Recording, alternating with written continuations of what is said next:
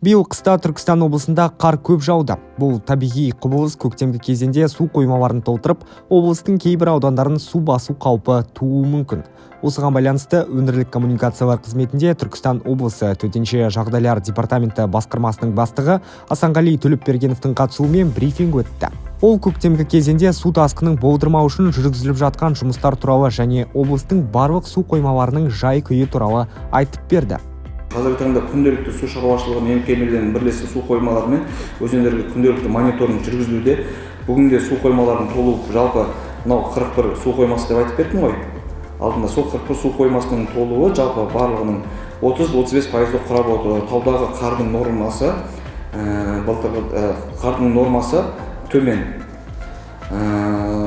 Сонымен қатар Қазсушар мекемесінің ақпаратына сәйкес жалпы су жинау көрсеткішінің кемінде 30% бос қор сақтай отырып жүзеге асыруды жоспарлап отырмыз. Түркістан облысында барлығы 41 су қоймасы бар. Олардың ішіндегі ең ірісі Шардара су қоймасы. Бүгінгі таңда су қоймасының толымдылығы 77% құрайды. Бұл өткен жылдың көлемімен салыстырғанда 1,5 есе көп. Сарапшылардың пікірінше, облыстың барлық су қоймалары көктемгі су тасқынына дайын және еріген суды толығымен ұстап тұруға қауқарлы.